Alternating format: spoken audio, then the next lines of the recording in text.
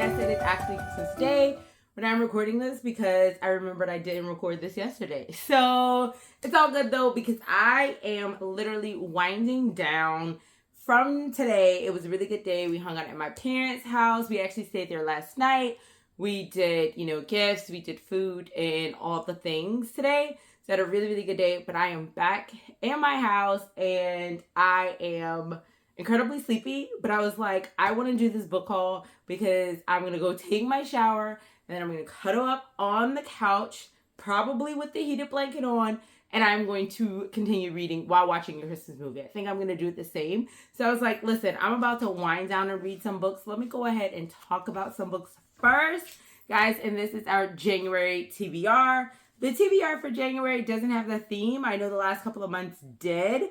However, this one was just me going through the different stacks on my full TBR bookshelf and really just picking one book from each stack that, like, the first book that popped out to me. And then I went back through the stacks because I was like, I want to have at least 10 books on the TBR. So here are my 10. The first book is The Covent Garden Murder. And this one is by Mike Hollow. This is a UK author and the book is set in London. I bought this over the summer when I visited there. And I hadn't read it yet. So this one here is, I honestly can't remember. I have no idea what this book is about. So I'm not even going to lie. I cannot remember, but the guy in the book, so I actually thought this was the one about the fire at the theater. And then there was like a body there or a fire at the church or something. But that's not this one. So I don't know what it's about. So I'm not going to read the book. I'm going to go in it blind. But I do know that the book owner said that this was a good one, and he helped me pick this out. And when I look on the back, there's actually The Camden Murder by this guy. So I'm guessing there are different murders in different places in the UK. This is my first book by this author, but very excited to read that.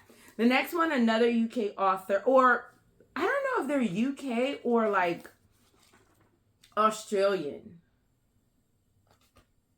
I think they might be a UK author. They might be UK too, but it's Andrea. I read her book, Someone's in the Attic. Really good book. Very much like that thriller movie you watch. Gives you that vibe. This one is No One Saw a Thing. Basically, two kids get on a train. One kid does not get off. That's what it says here. And they're trying to figure out what happened in that mystery. And I have that one. Then we're going to have like a little fun light mystery. I'm really excited about this one. The Game is Afoot by Eliza Bryant. She's going from PTA to PI. This is the second book in the series. The first one in the series was, where is it? Cause I literally just drew a blank. I know it's somewhere up here because Bryant, it's Elementary. That was the first book. It's Elementary. It's a very good light, gives you funny. There is heavy language in it, but it is very funny. Black family dynamics and community. But it actually does like have deeper topics because like when you get into the meat of like what was going on, you do touch a little bit on race, but not in a way where, because y'all know I don't like trauma, not in a way where it was trauma, but it's like we're talking about something, and that one was specifically like DEI and the PTA and all this kind of stuff. But this is the second book. I don't know anything about what it's about, so I'm very excited to read it and see how it picks up from the last one. The next one, Hidden Pictures, is by Jason Rekulak. I read his other book called The Wedding or The Last Wedding Guest or something. For the most part, I like that. There were some really freaking annoying characters. And normally, I don't highlight annoying characters. Like, people are like, the characters were so annoying. I'm like, I didn't think they were so annoying. No, there is an annoying character in that book, y'all. But the book was still good. It was still good enough to make me want to get another one because, like I said, overall, the story was really good. It just had an annoying character. It read really easy. Stephen King actually did a quote on this one, a one-of-a-kind thriller. I loved it, by Stephen King. Hidden Pictures. This one is about a girl who's babysitting a young boy. She just got out of rehab, and he starts drawing these pictures, and the pictures get increasingly creepy. Like at first it was just like him drawing pictures and he likes to draw, he's a good artist, and then they started getting increasingly like more creepy, and it's like, is he actually drawing a crime that he saw? And the cool thing is you will actually see some of those pictures throughout the book. I don't know if you guys saw that. I think it was more towards me. Yeah, there we go. you'll actually see like some of the pictures throughout the book. So I thought that was really nice. Let me see if I can get another one. Yeah. So I thought it was really nice, and I'm really excited to read this one. And these chapters, if I remember from the other one, they moved pretty quickly. And you guys know I like a quick chapter read because it makes me feel like I'm making progress. I don't know what, like a book could be really good, but if there's a long chapter, I'm like, am I actually reading it? Like, all right, so this one's The Sundown Motel by Simon St. James. This one is about like, I think it's like, a crime happens or something happens years earlier at this location, and then like a family member or something is revisiting that place, and now they're actually trying to figure out what happened. And I think like something happens again. So in 1980, now I read back, right? Like in 1982, you know, he moves down to this motel. He's like having all these scary haunting things happen. And then in 2007, Carly actually, you know, that the story of the aunt, the family member, who disappeared, kind of like she can't ever let it go, and she goes back to that place to kind of figure out what happened. I've never read anything by this author. Y'all, these words are kind of tiny though. They're kind of tiny. But I'm hoping it's going to be a good one. And the guy at the bookstore, I think he said like this one was also good. I can't remember. I can't remember.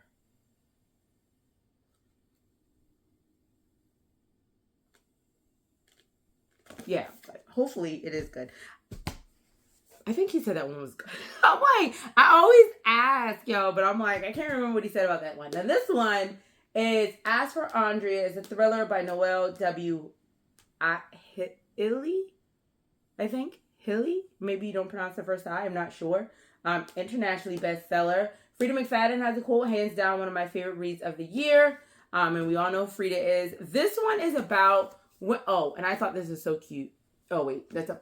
No, it's not. Dead Woman Don't Forget. So this one is about, I think like 3 women who are actually murdered by the same guy. And like he's a serial killer, and they are then going to be helping like his current victim. Like they're trying to get him even though they're dead.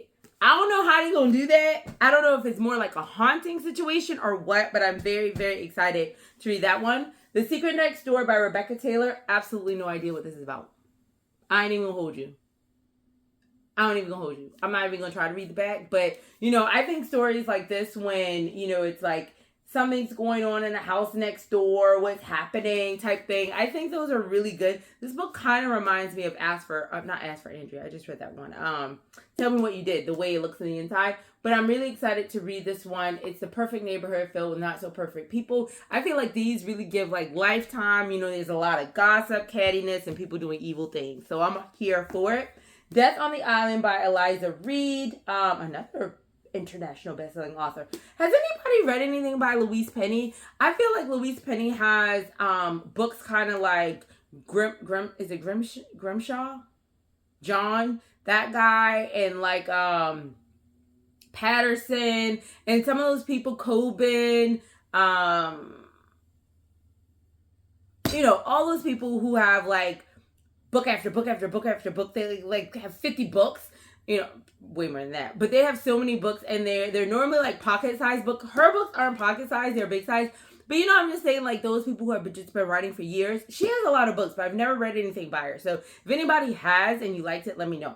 But Death on the Island, for some reason, because she has so many books, I'm kind of afraid to try it. Only because I'm like, is it going to be like old school kind of book? You know, like Danielle Steele novels. And I know Danielle Steele is like a romance, but they kind of have the same like vibe, and it's like back in the day. So I'm like, I feel like she is still writing new books. And when I look at her books, like I said, they're not necessarily in the pocket size section, but you know, like that vibe. And I'm like, if it gives that vibe, I'm not going to read it. So that's kind of why I'm scared to read those books. I'm like, you've been around for a long time. Am I getting old school? But anyway, this one is, let me just look. Oh, it's like some people, like very important diplomats go meet on this island, and then people start dying. Like that's kind of what the vibe of this one was. Night Watcher was on my TBR, I think, for like October. It's by Daphne Woolsoncroft. So like Wilson, I think, but Woolsoncroft. I had a hard time reading it the last time. This is actually a host of a podcast, Going West, a true crime podcast. So what Night Watcher is basically about is this lady who experienced like something horrific back in the day. They escaped it alive, but now like they're starting to get like calls, I think, at the actual like place that they work for, like the radio station or something like that. And it's like someone's out there watching me, and it could be somebody from the past type thing. So very creepy vibes. Geneva Rose, chilling and atmospheric. I've only read one book by Geneva Rose. That girl can do a twist. But when I tell y'all I read an entire book that was supposed to be a thriller, and I was like, I feel like I'm reading a romance. And she flipped it. Like, you could tell there was something sinister, but it just gave maybe this is a bad relationship type of situation. And then she flipped it. If it wasn't for the flip, I would have hated that book because I went into the book so long and it gave me so much romance in the beginning. I'm afraid to get another one of her books, even despite of the twist. But let me know if any of her other books are like better. The one I read is You Shouldn't Have Come Here. So if you've read that one and you've read others and you're like, yeah, it doesn't linger so much in the romance lane first. Like, I don't mind the romance, but there was like, you knew something was going on and you thought it was one thing, but nothing ever really played out. It was almost like, you know how the creepy music plays in the video, like in a movie, but then it turns out to be nothing. That's how I felt the entire book until like closer to the very end, and you get the twist, and I was like, that's freaking insane. And she had to do that man like that. I'm like stand on that. She didn't have to do that man like that. Which man I'm not going to tell you because I won't give away the twist. Okay, so Forget Me Not. This is by Stacey Willingham. I have read A Flicker in the Dark by her. I've also read All the Dangerous Things. Love those two. Her other book, the other new one that came out last year was She's on the Other Side of This Wall. Oh my gosh, what was it? I can't remember what it is. I'll try to remember, put the picture on the screen. But it's about this girl who is found like, dead inside this field. And they're trying to figure out who in this community did it. I did not like that one. I was so mad because I love her two other books. And I feel like, wait, I'm lying. Was that her book? Because Stacey Willingham is the one who's like close and from this area.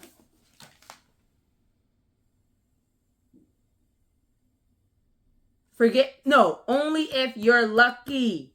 I am right. I was like, is this the right author? Only If You're Lucky. Oh shit. Excuse me. I am thinking about the wrong author. I am. Not The Girl in the Field. Scratch that. That's another author. Can't remember who it is right now. Can somebody tell me what book I'm talking about? Oh my God. Oh, that was Sherry Lapina. Yes. Her first book that I read was Everybody Here is a Liar or something like that. Everybody Here Knows Something or Everybody a Liar. That book hits. Her second book that I read is the one I think I'm thinking about, With the Girl in the Field. And I was like, Sherry, you let me down. She wrote Only If You're Lucky. Either way, that book came out, was it last year? Came out, I think, at the top of last year because I remember, or the end of the year before, because I remember I was reading it while going to Pensacola in January to my cousin's party. So that book I read, was it the beginning of this year? Either way, Only If You're Lucky was, I didn't like it. It was such a letdown because I loved All the Dangerous Things. I loved Flicker in the Dark. That is the book that makes me like side eye Freida McFadden because one of her books, I can't remember which one it is right now, is very, very similar to that. But I love those two. I read Only If You're Lucky and I'm like, Stacey, what the heck did you do? What did you do? I am hoping this one redeems it for me. Forget Me Not by Stacey Willingham. I have no clue what it's about. I'm not going to read what it's about. I'm going to go into this one completely blind. But I hope it's a good one. All the Dangerous Things, read that. Flicker in the Dark, read that. Only If You're Lucky, leave it on the shelf. And I'm not the only one who feels that way because I thought I was being crazy. And somebody was like, no. Actually, somebody did like it and I was kind of surprised. But anyway, just because we are very similar in taste. Unless we bring up Oh Boy. y'all, I need a nap because Stephen Graham Jones. And then she's like, I just can't do it. But okay, yes, like this one is the last book on the list. So those are my 10 books. I do believe it's 10 because I took 2. So this is 5 right here. And then we have 9, yes, 10 books that I have on my TBR for January. We're going to see how far we get. This is this the last? No, this isn't. No, this is the last video of the year because we are going back to our regular schedule. I did 2 videos a week up until I was doing it up until Christmas, but Friday is my normal posting day, which is why you're going to get a video tomorrow. But this is actually going to be the last video of 2025. Freaking insane. So let's do like a little check-in here. Right now, I think I told you guys this a long time ago because I met my Goodreads goal for this year like months ago. My Goodreads goal for this year was 85 because I did 80 last year. And I increased it by 5. I got that goal a long time ago. I'm actually at 107 books right now. And then I made like another mental goal. I didn't change it in Goodreads because I'm like, no, that was your goal. You're going to leave it there. But I did make another goal mentally. I'm like, okay, I would like to hit 1 da-da-da. I'm going to tell y'all if I meet the goal in the next video. But I am at 107 books. So I got a little ways to go. Got a little ways to go. I am currently reading 2 books, listening to 1. But yeah, I'm going to really have to put it in. But I do plan on really just trying to chill out and read this week. Really getting my 3 hours in. I am off work. I have nothing planned. Absolutely nothing planned. Except taking down my decorations. That's another question. How early do you guys take down your decorations? I'm asking all the questions. But yeah, like that's all I'm going to do. So hopefully I can meet that goal, but I'm really happy about meeting my initial goal. And then my question is where are you at with your goal? If you set a goal, what's your goal for next year? I was thinking, because I did 107, maybe I should make it like 100. And I was like, I am still increasing my goal only by 5. My goal will be 90 books for next year. I already know that. I'm not going to go crazy because I do feel like what helped me this year was in February. And I think I might do this again because I thought it was so fun. I read like a lot of shorties. So I was trying to read like a lot of books that were like 200 pages or less. And I think that really, really helped me because I think I read over 20 books that month. I do want to do that again, not necessarily so that I can meet the goal, but it was just really fun. One, finding the smaller, shorter books, and then just, reading them and being like in a different mystery, like almost every other day. So it was just really fun. And because I did it because February is the shortest month of the year. So I was like, it's a short month. Let's read shorties. But yeah, so I have these. That's going to be my goal, 90 for next year. And we'll see if I meet this other goal I gave myself. But yeah, about decorations. I typically take everything down before the new year. I'm not even going to lie. Well, one year I literally took everything down the next day. But that was only because I was still living in Rock Hill. And we were coming to my family came there for Christmas. But we were coming down the next day to Charleston. And I was like, I'm not going back until the new year, and I didn't want to have to come back home and take down decorations first thing when I get there back from being gone for a week. So my mom stayed, I think. My mom and my dad didn't leave until the next day. My sisters and stuff left Christmas evening, and then I just took everything down before I came. So I think I'm going to do, I don't usually take it down the next day, but I do usually take it down a day or so after, only because for me, taking decorations down, and I found this out too far into January, because I used to wait at least until mid-January, but taking them down then actually makes me sad, because I'm like, the season is over, and because it's mid-January, everybody's over Christmas, all the lights, I have where I am, there are decorations all over, just the city decorates, so it's kind of all that is gone, and I feel sad. So I'd rather take down the decorations at my house earlier before the new year, so that way it's not everything's just gone. I can take it down in the house, and yes, I would love to still see them in the house, but I can take them down in the house, but I can still go out and see it at different people's house because they usually keep it up longer, and then still see it like in the cities and billboards and different places that are so decorated versus everything being gone, and then I'm just taking it down then. So I definitely probably will take it down over the next few days. And I do it little by little. It's so funny. Like, I'll start taking down the garland because I'm super organized and everything has a place. Take down the garland, get those all situated. Then I'll take down, like, break down Santa. And then I'll take down the other little things and the little trinkets.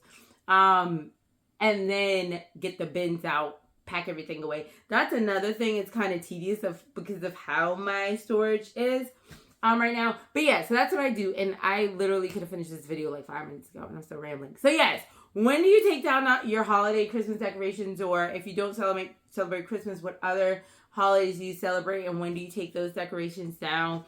And then what's your goal? Like, how are you doing with your goal if you set one? If you're going to set one for next year, how is that, or what is that goal?